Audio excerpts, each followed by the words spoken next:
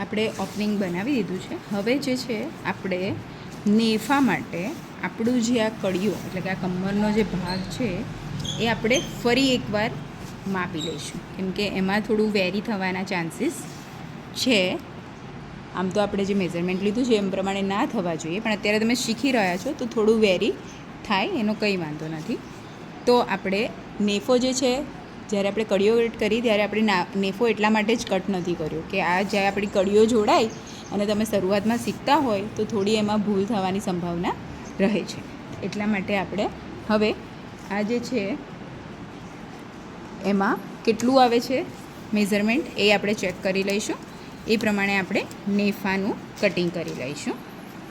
આમાં આવે છે આપણું આ 16.5 આપણું આવે છે ફોલ્ડમાં. હા, આપણે ડબલ ફોલ્ડ કર્યું છે એટલે એનું આપણે જે આવશે 16 × 32 એટલે 33 જેવી આપણી કમર જે છે થઈ ગઈ છે. તો આપણે શું કરીશું હવે 16.5માં બીજું 1 ઇંચ ઉમેરીને, એટલે કે પટ્ટી એનું ફિનિશિંગ કરવા માટે 1 ઇંચ ઉમેરી, એટલે કે 17.5ની આપણે પટ્ટી કાપી લઈશું.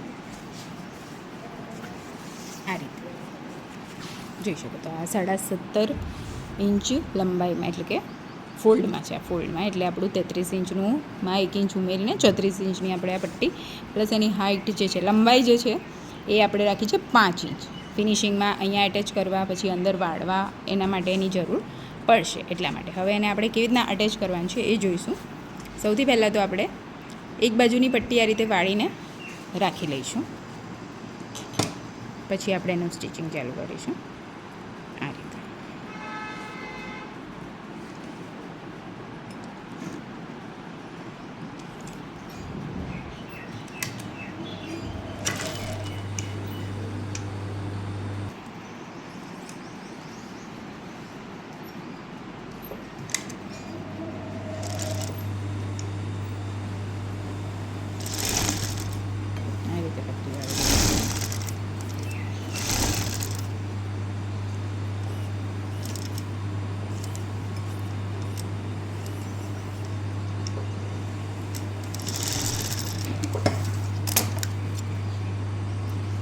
એક બાજુ જ અત્યારે આપણે પટ્ટી વાળીશું અને આપણે એને એટેચ કરવાનું સ્ટાર્ટ કરીશું.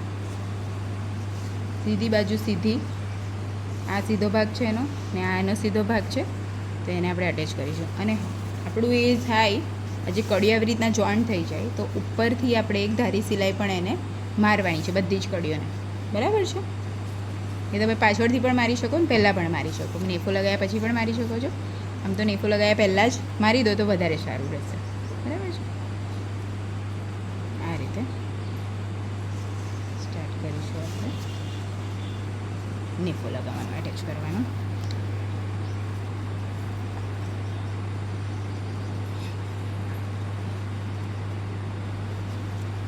સીધા બાજુ સીધું રાખવાનું. બરાબર છે?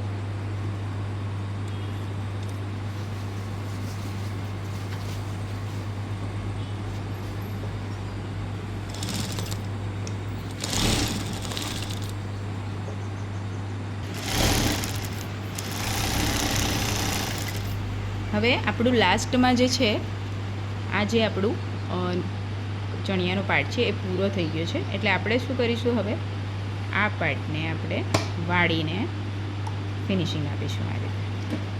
બરાબર છે? એટલે જેટલું પણ એક્સ્ટ્રા જે છે પહેલેથી વાળી દઈશું આપણે, તો શું થશે, પાછું નેફો વધી જાય એવું બને. એટલે આ રીતે આપણે ફિનિશિંગ કરવાનું છે. બરાબર છે? હવે અહીંયા જે છે પટ્ટીને આપણે સિલાઈ કરી દઈશું, જે વાળી છે એને. ઓકે, હવે આપણે નેફા માટે આ રીતે વાળીને અહીંયા ઉપર આપણે ફિનિશિંગ આ રીતે આપીશું. તમે જોઈ શકો છો આ રીતે પટ્ટી વાળી છે, જે એટેચ કર્યું છે ત્યાં મૂકીને હવે સિલાઈ કરીશું આપણે.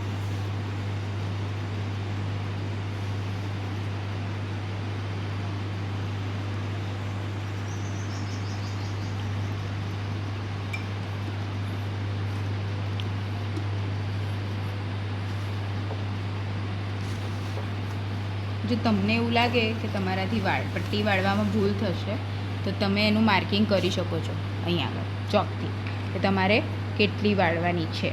થોડા અંતરે આ રીતે માર્કિંગ કરી દેવાની, એટલે તમારે જેટલું વાળવું છે એટલું કાપડ થ્રુ આઉટ વળવું જોઈએ. જો થ્રુ આઉટ નહીં વળે તો તો શું થશે, અહીંયા કાપડ ભાઈ છેલ્લા વધી જશે, છેલ્લા લાસ્ટમાં, એટલે એ ખાસ ધ્યાન રાખવાનું છે. બરાબર છે ને માર્કિંગ કરી જ લેજો. તમે અત્યારે શીખો છો તો શું થશે, ભૂલ થવાની સંભાવના છે જ પૂરી, એટલે ખાસ કરજો માર્કિંગ. બરાબર, જેટલી પટ્ટી વાળવાની છે શરૂઆતમાં જ્યારે એટેચ કરો ત્યારે નહીં, આજે ફાઇનલ વાળો ત્યારે. બરાબર,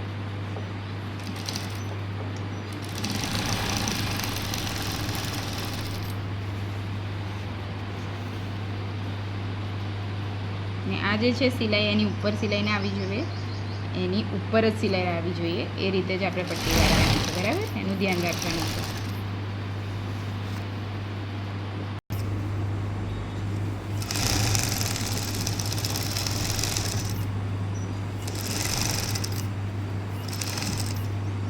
લાસ્ટમાં લોક કરીને ફિનિશિંગ કરી દેવાનું છે. જોઈ શકો છો આપણું નેફો જે છે એ એટેચ થઈ ગયો છે. બરાબર છે, હવે શું કરવાનું છે, તો હવે આપણું જે છે બોટમનું ફિનિશિંગ કરવાનું છે. હવે બોટમનું ફિનિશિંગ બે રીતે તમે કરી શકો છો. એની જ પટ્ટી વાળી શકો છો, કાં તો પછી અલગથી પટ્ટી લગાવીને પણ અંદર એટેચ કરી શકો છો. આપણે આમાં સીમ એલાઉન્સ લઈ જ લીધું છે, એટલે આપણે આની જ પટ્ટી વાળીશું. બરાબર છે, બંને રીતે તમે કરી શકો છો. આવું જ્યારે કડીઓ જોઈન કરતાં આવું જોઈન્ટ વધ્યું હોય, એ મીન્સ કે આવું ફેબ્રિક વધ્યું હોય, તો એને આ રીતે લેવલિંગ તમારે કટિંગ કરીને કરી દેવાનું છે. જ્યાં જ્યાં પણ વધ્યું હોય ત્યાં ત્યાં કરી દેવાનું છે. મોસ્ટલી આપણે એક જ જગ્યાએ વધ્યું છે, બીજે કંઈ ખાસ વધ્યું નથી. બરાબર છે, એટલે હવે આપણે આ નીચેની પટ્ટી સિમ્પલ રીતે ડબલ જે આપણે પટ્ટી વાળીએ છીએ સાદી, એ રીતે વાળી લેવાની છે. એની હેમલાઈન તૈયાર કરી દેવાની છે. ઠીક છે, બતાવી દઉં છું તમને.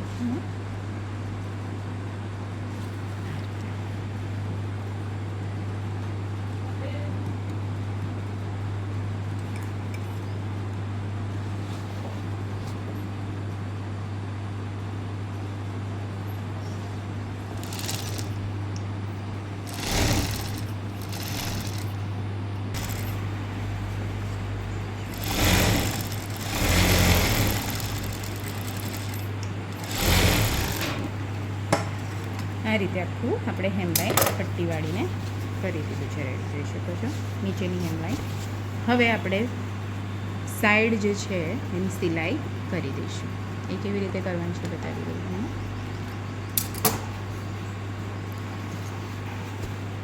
આપણે જે છે આ જે પટ્ટી છે આપણી, બરાબર છે, એ કેવી જશે, ઉપર જશે. આની જે આખી અંદર વળી છે અને જે બહારથી દીધી છે એ નીચે જશે. આ રીતે સીધું કરીને તમને પહેલાં બતાવી દઉં. આ જે છે આખી અંદરવાળી છે આ ઓવરલેપ ઉપર થશે. બરાબર છે, અને આ જે છે બહારથી રાખી છે એ નીચે જશે.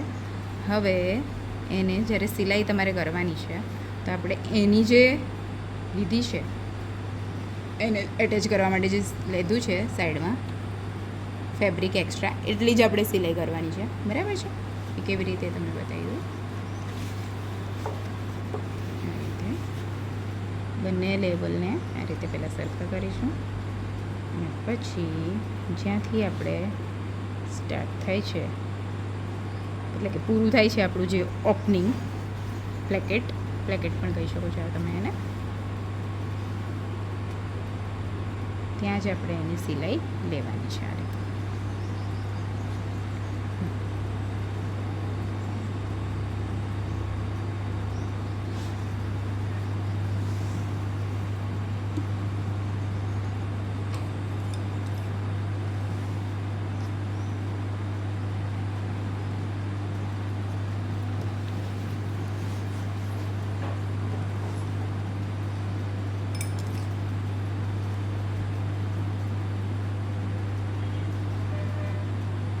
બંને લેવલને પણ આપણે જે છે એક લાઇનમાં લઈને જ કરવાનું છે.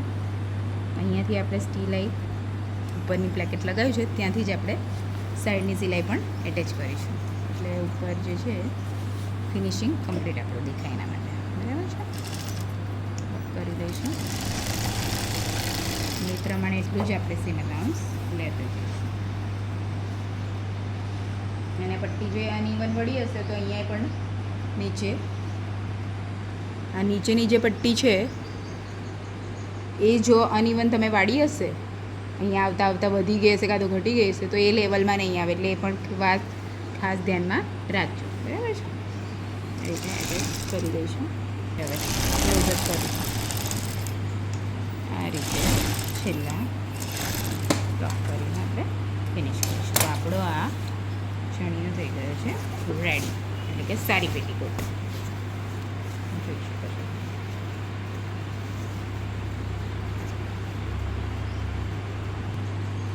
હવે જે છે આપણે ઉપરનું જે ફિનિશિંગ છે એ આવું છૂટું નથી રાખવાનું પ્લેકેટનું. આપણે અહીંયાથી આપણે સિલાઈ ચાલુ કરી એટલે આ પ્લેકેટ શું થયું આપણું, આ જે છે એ આવું છૂટું થઈ ગયું. પણ એવું નથી રાખવાનું. આપણે જે છે આ એટેચ કરતી વખતે આડી સિલાઈ એટલા માટે જ નથી કરી. હવે આપણે એને આડી સિલાઈ આપીને ફિક્સ કરવાનું છે. એટલે કે આ જે છે પ્લેકેટ એ આવું ખુલ્લું રહેવું જોઈએ નહીં. એને બતાવી દઉં તમને કેવી રીતે કરવાનું છે. આ રીતે રાખીને બંને ફેબ્રિક આમ સીધા કરી દેવાના છે આપણે, બંને પ્લેકેટ. અને પછી આ જે છે નીચે પ્લેકેટ એ ફિનિશ થાય એ રીતે આડી સિલાઈ કરીને ફિનિશ કરવાનું છે એને આપણે.